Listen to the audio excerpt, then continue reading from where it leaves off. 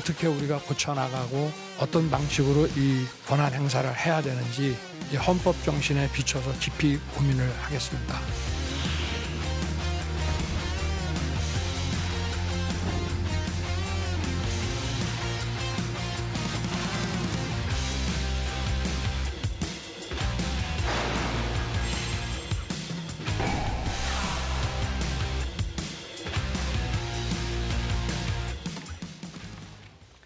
네, 오늘은 민주당 안민석 의원, 자유한국당 황영철 의원 함께하겠습니다. 의원님 안녕하세요. 네, 반갑습니다. 네.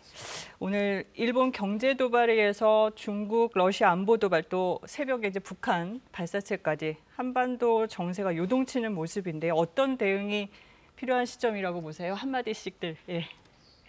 여당에서 먼저 하시죠. 그럴까요? 최근에 이제 트럼프 방미 이후로 네. 얼어붙었던 한반도 정세가 좀 해빙되는 듯한 분위기고요. 네. 조만간 실무회담 접촉이 있을 거고 이런 시점에서 군사적 해기는 대단히 유감스러운 것이고요. 네. 아직까지 북한의 공식 입장을 확인은 아직 못하고 있지만 네. 이런 도발 행위로 오해받을 만한 군사적 행동을 해서는 저는 안 될 거라고 생각을 합니다. 네, 황 의원님. 몇 개의 사안이 이제 중첩돼서 그렇죠. 우리나라 안보를 위협하고 있는데요. 무엇보다 중요한 것은 정부의 대응도 중요하지만 국회 차원의 대응도 중요하다. 그래서 저희 자유한국당에서는 원포인트 안보 국회를 열자라고 제안을 했고 네. 이 제안을 여당이 받아들여서 이 문제를 국회 차원에서 심도 있게 따져봐야 될 것 같습니다. 가장 네. 중요한 것은 러시아가 우리나라 영공을 침범한 것은 대단히 위중한 군사 안보적 도발이라고 보고 있고요. 이에 대해서 하루 만에 입장을 바꾸고 있고 또 여기에 우리 청와대는 러시아 말만 듣고서 잘못된 논평을 내고 이런 여러 가지 안보 국방의 혼선이 국민들을 굉장히 힘들게 하고 있다. 국민들 걱정을 키우고 있다라고 보고 있어요. 그래서 국회 차원에서 이런 여러 가지 문제들을 함께 따져 묻고 그리고 대책을 강구하는 그런 안보 국회가 빨리 열리기를 희망하고 있습니다. 네, 한반도 안보 상황은 잠시 뒤에 전문가와 함께 차근히 짚어보기로 하고요. 정치권 얘기로 넘어가 보죠. 조국 민정수석 내일쯤 교체 발표가 날 것 같은데 법무부 장관 지명 수순에 들어갔다고 보시죠? 야당에서도. 그렇게 봐야 되겠죠. 지금 네. 그렇게 대통령께서 믿고 맡기셨던 수석을 교체할 때는 그냥 교체한 건 아니라고 보고 있고요. 네. 예, 그런 수순으로 갈 거라고 생각합니다. 네, 그럼 검경 수사권 조정, 검찰개혁 매듭 짓겠다 이런 의지로 이해를 하면 될까요? 너무 좋은 뜻으로만 이해를 하면 안 될 것 같고요. 어쨌든 조국 수석이 법무장관에 임명이 되면 될지 안 될지 모르지만 가정했을 경우에 임명이 되면 가장 중요한 게 검경 수사권 조정과 검찰 개혁의 문제라고 생각이 들어요. 근데 중요한 것은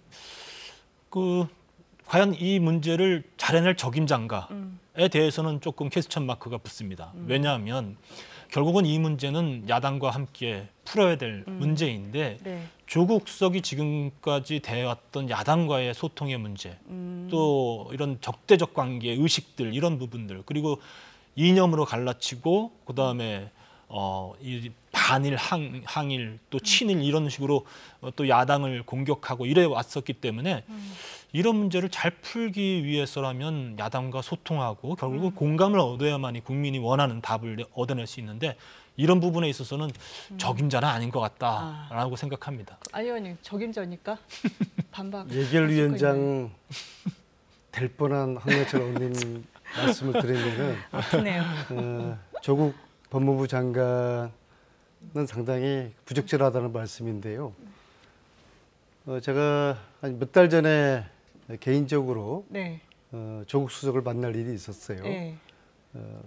흉공 없는 저희들이 이제 같은 대학 동기라 가지고 오랫동안 알고 지낸 사이라서 서로에 대한 고민도 나누고 그런 시간이었는데요. 그때 조국 수석의 의지는 단호했습니다. 자기가 정말 지금 희망 하나가 있다면은 빨리 좀 짐 싸서 대학으로 돌아가고 싶다. 저는 그게 조국 수석의 진심이었다고 보고요. 그럼에도 불구하고 대통령께서 조국 수석을 법무부 장관으로 임명하려는 이유는 딱 한 가지이지 않습니까? 예, 사법개혁, 검찰개혁, 금경 수사권 조정 이것을 지금 마무리하겠다. 뭐 마무리도 아니고 뭐 말만 있고 이게 추진이 안 되고 있지 않습니까? 그래서 믿고 맡긴 수밖에 없는 거라고 봅니다. 누군가에게.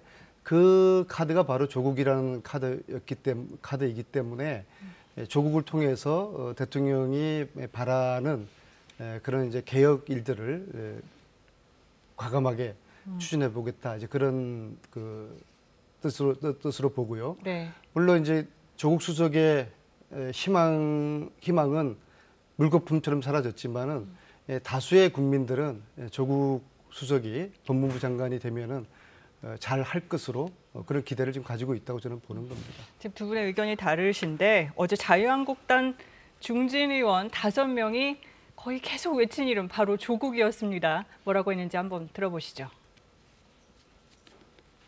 문재인 의원 연설회를 시작하도록 하겠습니다. 청와대 수석은 지금 당장 자연인으로 돌아가 죽창가를 부르든지 희망을 부르든지 우리 조국의 미래에 조국이 재를 뿌리고 있습니다. 죽창으로 균열을 키우고 있습니다. 민정수석의 본연의 업무를 망각하고 마치 외교 수석인 것처럼 것은 조국 민정수석의 경거망동이 점입가경입니다. 하는 민정수석이 반일 감정을 선동하고 조국 민정수석과 관련해서 한마디만 부탁드리겠습니다.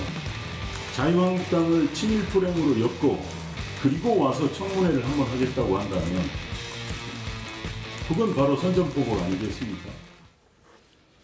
네, 며칠 전에 장제원 의원은 조국 수석한테 청문회 때 봅시다 이렇게 딱 말씀하시더라고요. 이렇게 왜 견제를 하는 겁니까? 뭐 주는 대로 받는 거라고 봐야죠. 네, 조국 수석이 사실 민정수석이라는 자리가 그렇게 드러내는 자리가 아니잖아요. 예, 그리고 어찌 보면은 대통령의 그림자처럼 보이지 않는 곳에서 역할을 해야 되는데 조국 수석은 너무 드러냈어요. 그리고 SNS를 통해서 우리 야당에게 정말 야당이 받아들이기 어려운 여러 가지 공격들을 해왔죠. 이제 이런 것들을 결국은 이제 다시 돌려받는다고 생각은 드는데요. 우리 당에서 정말 많은 비판을 했습니다만 청문회가 저는 걱정되는 게 장제원 의원이 청문회 때 보자고 했지만 보긴 보겠지만 결과는 마찬가지일 거다.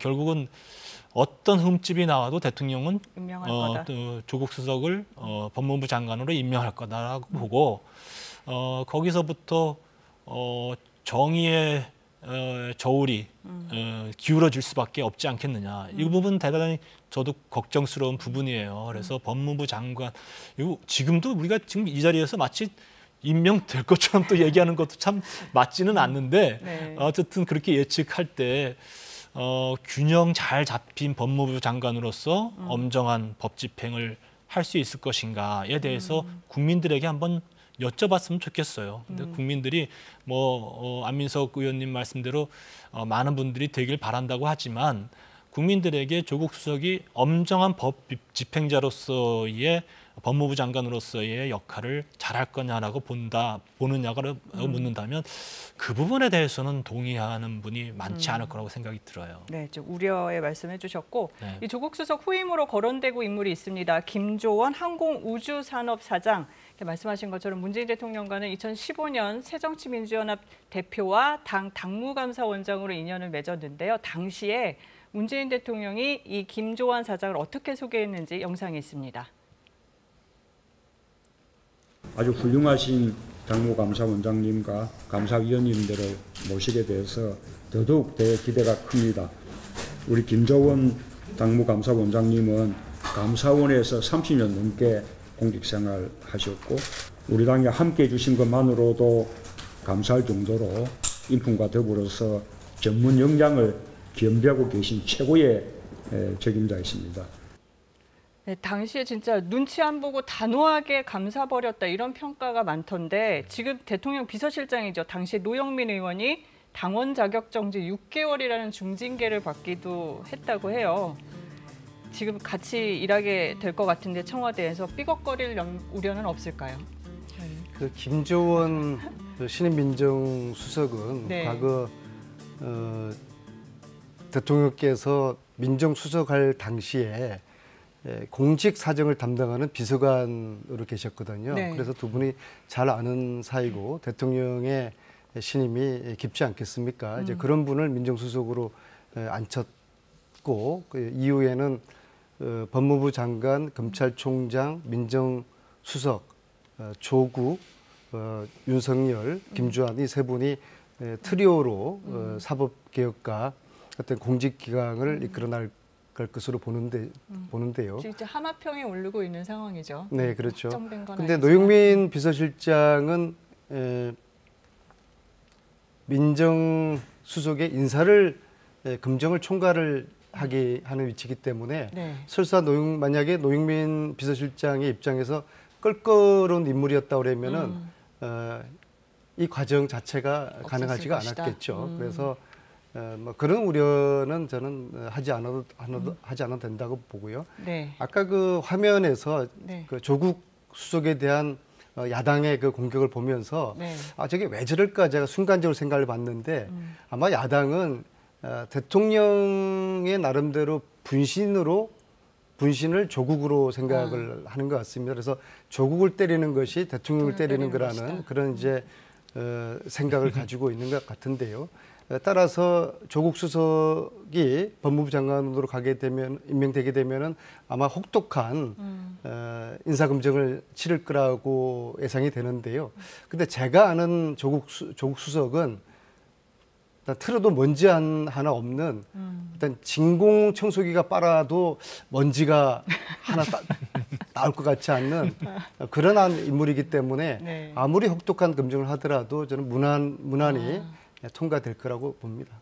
네, 신뢰감을 보여주셨습니다. 이런 가운데 윤석열 검찰총장 오늘 오전에 임명장을 받았죠. 현충원을 참배한 뒤에 대검으로 첫 출근했습니다. 네, 오늘 오전 임명장 수여식 전에 열린 청와대 차담회 모습입니다. 차기 법무부 장관으로 거론되는 조국 수석과 윤석열 검찰총장이 환하게 웃으면서 환담을 나누고 있습니다.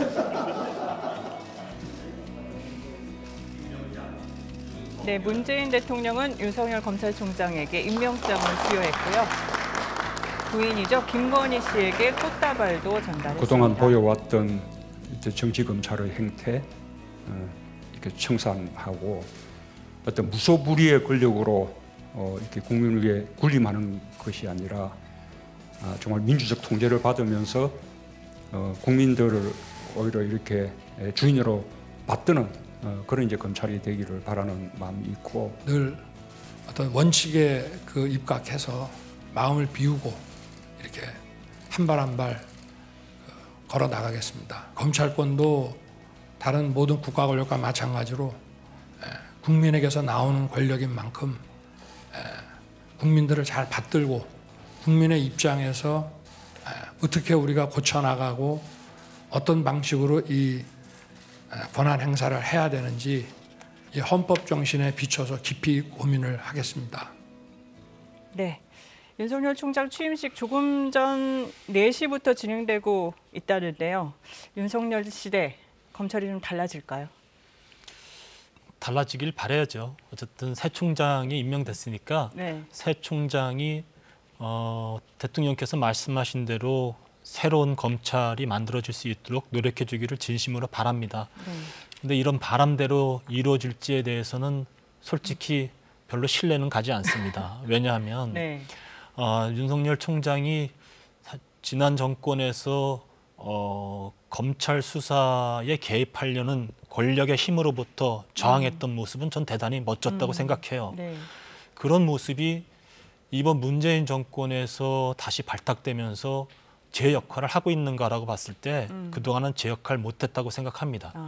많은 검찰의 수사들이 야당을 향했고 그리고 편파 수사라는 지금 저희들의 비난 역시 귀 기울여야 된다고 생각하고 있어요. 네. 그런 측면에서 봤을 때 검찰총장이 된다고 해서 지금 이 정권에서의 정치 검찰의 모습을 바꿀 수는 없다고 생각합니다. 다만 그래도 좀 나아지기를 진심으로 희망하죠. 그런 측면에서 봤을 때 어쨌든 지난 정권에서 권력의 힘에 저항했던 그런 기계가 다시 문재인 정권에서도 있었으면 좋겠다. 대통령께서는 대단히 자기가 신뢰하고 자기가 발탁했던 분을 서울지검장에서 검찰총장이라는 요직으로 결국은 발탁해서 썼습니다. 자기를 발탁한 사람에 대해서 충성하기 쉬운 조직이 검찰 조직인데 네. 그런 조직 속에서도 국민들이 바라는 그런 모습으로 다시 태어나기를 진심으로 좀 희망해 봅니다. 네, 현충원에서 쓴 그 윤석열 총장의 방명록이 들어와 있는데요. 네, 조국 보유에 헌신하신 뜻을 받들어 국민의 검찰을 만들겠습니다. 이렇게 다짐을 내비쳤습니다. 네, 안 의원님, 네. 그 검찰 개혁에는 동감을 하는데 검경 수사권에는 청와대랑 조금 이견이 있는 것 같기도 하거든요. 이 윤석열 총장 또 검찰 조직에 대한 사랑이 너무 애틋하다 보니까 내부를 손보는 개혁이 잘 될까 이렇게 의문점을 두시는 분들도 있어요. 어떻게 보세요? 지난 검찰총장 인사청문회 때 검경 수사권 조정에 대한 동의를 한다는 말씀을 윤석열 총장이 했기 때문에 그 부분은 기대를 하셔도 될 것 같고요. 네. 역대 검찰총장 중에서 이처럼 과도한 국민들의 관심을 받았던 경우가 잘 없는 것 같습니다. 네. 또 이처럼 과하게 찬성과 반대로 나누어져 있는 갈리고. 검찰총장도 흔치 않았던 것 같습니다. 단 윤석열 총장의 지금 현재의 국민적인 지지와 기대는 기존의 총장 임명보다 상당히 커져 있는 것 같습니다. 그게 뭐냐 그러면은 그동안 역대 검찰총장이 특히 지난 MB부터 박근혜 시절까지 그야말로 정권에 충실한 하수인 노릇을 했다는 그런 국민들의 인식이 강하지 않습니까? 그래서 검찰에 대한 국민들의 불신이 역대 어느 때보다 굉장히 이제 상당히 지금 높은 시점이거든요. 그런 시점에서 무신분립이라고 하지 않습니까? 네. 신뢰가 없으면 아무것도 못 하거든요. 네. 그래서 신임 총장께서 국민들의 지지와 사랑을 받는 또 인기를 얻는 그런 검찰총장이 되기를 바라고요. 둘째로 검찰 개혁을 하되 검찰총장의 개인기라든지 개인적인 소신보다는 시스템에 입각한 시스템 토대하에서 검찰 개혁을 이루어 간다 그러면은 높은 점수를 받을 것 같고 또 이후에 검찰총장이 바뀌더라도 그 시스템이 그대로 온전해서 그것이 국민들이 원하는 바가 될 것이고요. 그래서 조국 법무부 장관과 윤석열 검찰총장이 함께 국민들이 바라는 네. 총장께서 말씀하셨던 국민의 검찰로서 거듭나기를 국민과 네. 함께 기대하고 지켜보고 응원하겠습니다. 네, 앞서 말씀해 주셨지만 참 의견이 많이 갈리고 있습니다. 며칠 전에는 자유한국당 황교안 대표가 이 윤석열 검찰총장 임명에 대해서 야당 타답이라고 주장을 했는데요. 들어보시죠. 문재인 대통령이 끝내 윤석열 검찰총장 임명을 감행했습니다. 청문회에서 거짓말을 하고 또 결정적인 흠결이 드러나도 대통령과 코드만 맞으면 된다는 이런 오만과 불통의 국정 운영이라고 할 수밖에 없는 것입니다. 검찰총장은 그 어느 자리보다도 정치적 중립이 요구되는 자리입니다. 그런데 국회에서 부적격자로 판명된 사람이 과연 공정하게 정치적 중립을 지킬 수가 있겠습니까? 결국 대통령과 정권의 코드만 살피지 않겠나 그런 우려들이 너무나 많습니다. 이런 검찰총장을 임명해 놓고 우리 당 의원들에게 패스트트랙 수사 받으라고 하는데 대놓고 야당 탄압하겠다는 것이 아닙니까? 네, 야당 탄압이라는데 이게 패스트트랙 때문인가요?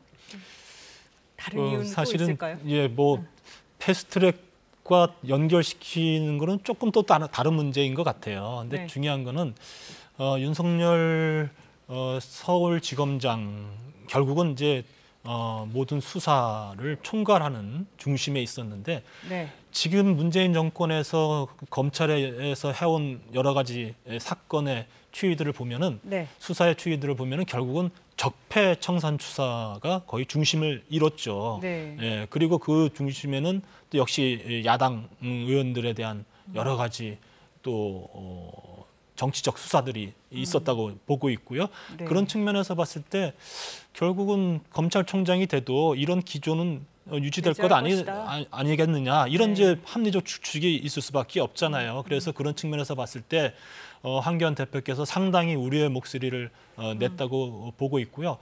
또 한편으로 봤을 때 윤석열 검찰총장과 조국 법무부 장관 정말 대단히 우려스러운 조합이에요. 이 우려스러운 조합 속에서 아까도 말씀드렸듯이 우리가 법의 공정성을 이야기할 때 우리가 균형의 저울을 많이 이야기하잖아요. 네. 이미 추가 잘못 기울어진 저울을 가지고 우리 법 집행을 하지 않을까라는 걱정을 상당히 할 수밖에 없죠. 그래서 저는 오늘 사실은 이제 대통령께서 임명장 주시면서 하신 말씀이 그래도 조금은 뇌리에 남는 것 중에 하나가 네.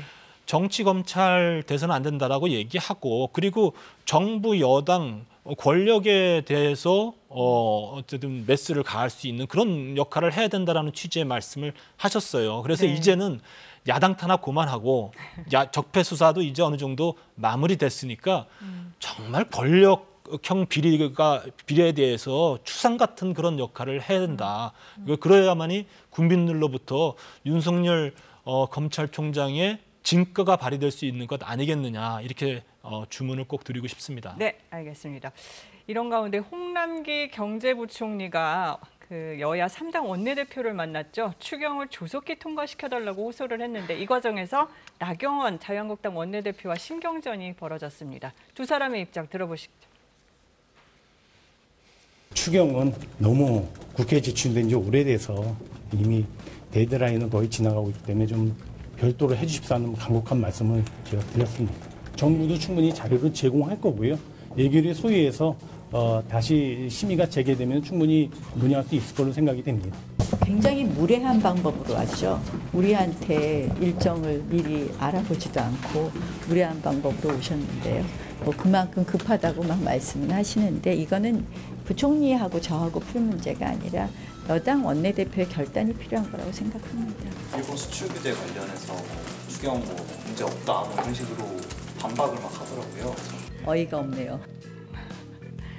간단히 여쭐게요. 뭐가 무례한 방법이라는 걸까요? 그러니까 사실은 경제부총리가 야당 원내대표를 방문할 때는 미리 이런 취지로 방문할 테니까 혹시 시간이 맞는지 이런 것들 또 아니면 만날 의사가 있는지 이런 것들에 대해서 의사타진을 하고서 오는 것이 맞죠. 근데 그런 것 하나도 없이 불쑥 찾아와서 뭐 추경 빨리 통과시켜달라 이렇게 얘기하면 나경원 원내대표 입장에서는 굉장히 불쾌한 생각이 들 거예요. 그래서 뭐 갑자기 찾아왔다. 대단히 조금 나경원 원내대표 입장에서는 무례하다라는 입장을 얘기할 수밖에 없죠.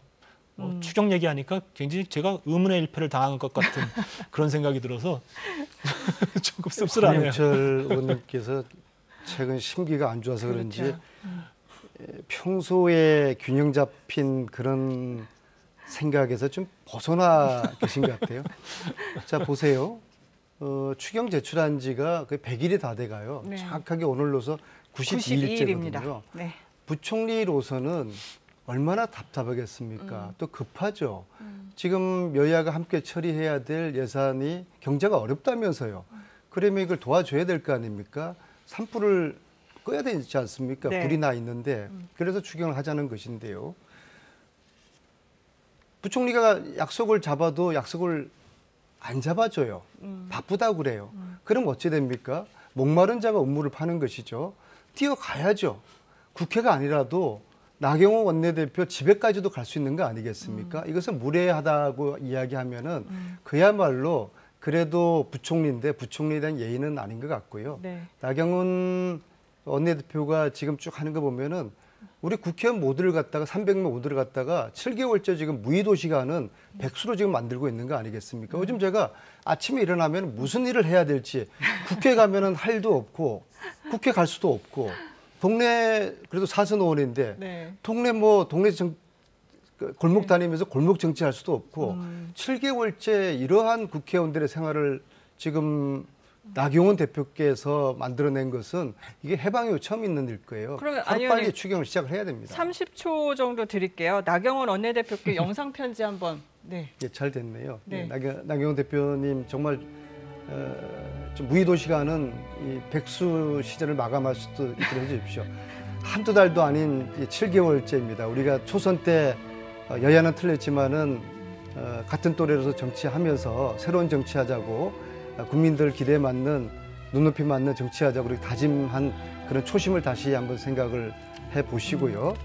지금 이제 추경이 이제 급합니다. 추경을 통해서 경제에 활력도 넣어야 되지 않겠습니까? 추경 빨리 합의해 주시고 또 국회 문 열어서 황영철 의원님, 저 안민석 백수 시대 마감할 수 있도록 해주십시오. 네. 얘기 여기까지 하고 그 자유한국당에서 요즘 또 친박이냐 이런 목소리가 나와요. 화면 준비됐을까요? 네. 그 박맹우 의원이 새 사무총장에 임명되고요. 박근혜 정부 청와대 정무수석을 지낸 김재원 의원이 국회 예산결산특위 위원장에 올랐고 그 해양수산부 장관을 박근혜 정부에서 지냈죠. 유기준 의원이 사개특위 위원장을 맡게 됐습니다. 네, 황 의원님. 송구스럽지만 네. 어떻게 보십니까? 솔직히 하시고 싶은 말씀 원래 황영철 의원님 모습대로 해주시고요. 이제 언제 여기 출연할지 모르세요. 왜 그러세요? 안민석 의원님은 네. 상대방을 배려하는 발언을 좀 더 했으면 좋겠어요. 그러니까 사실 제가 당한 입장에서 얘기를 하려니까 별로 이렇게 적절한 것 같지는 않아요. 근데 이 자유한국당이 새로운 보수로 거듭나기 위해서는 좀 구시대와 단절하고 새로운 보수로 태어나는 그런 과정들을 국민들에게 보여줘야 되잖아요. 그러려면 좋은 사람들, 새로운 사람들이 많이 들어오는 것이 일단 좀 우선이고요. 또 하나는 있는 사람들을 잘 활용하는 것, 결국은 탕평하는 것이 무엇보다 중요해요. 그래야만이 우리 자유한국당에서 있었던 그런 계파의 논리에서도 좀 벗어날 수 있고 새로운 정치의 지평을 열 수가 있는 것이죠. 그런 측면에서 봤을 때 지금 현재 자유한국당에서 임명되고 있는 주요 요직에 있어서의 친박들의 계속된 임명, 이것은 자유한국당을 바라보는 많은 건강하고 합리적 보수 진영의 걱정을 안게 만든다고 생각해요. 네. 결국은 이것은 우리 당의 지지를 보내고 또 우리 당에 들어오려고 하는 아주 새로운 보수의 많은 세력들, 이런 분들을 주저하게 만들 것이고 이거는 내년 총선에서도 굉장히 악영향을 줄 거라고 봐요. 네. 그래서 우리 지도부의 각성을 촉구하고 싶습니다. 네. 장제원 의원도 그 SNS에 관련된 글을 올리셨네요. 네. 자유한국당이 과거로 회귀하고 있습니다. 2016년 새누리당으로 돌아가고 있습니다. 미래가 보이지 않습니다. 이렇게 우려의 목소리를 나타냈는데 그럼 시간이 부족해서 황 의원님 마지막으로 당 지도부의 영상 편지 쓰실 기회 드리겠습니다. 30초. 네. 편안하게. 굉장히 어려운 여건 속에서 대여투쟁하고 그리고 우리 보수를 결집시키기 위해서 많은 애를 쓰고 있는 것 고맙게 생각합니다. 그러나 국민들이 우리 자유한국당에게 바라고 싶은 것, 또 원하는 것들을 잘 체킹하고 그대로 해야 됩니다. 새로운 보수의 지평을 열기 위한 탕평, 새로운 인재 영입, 그리고 합리적 개혁적 보수로서 태어나기 위한 노력들을 당 지도부가 이제는 해야 될 때가 되었다고 생각합니다. 네, 꼭 해주시기 바랍니다. 네, 여기까지 하겠습니다. 자유한국당 황영철 의원, 더불어민주당 안민석 의원 말씀 감사합니다.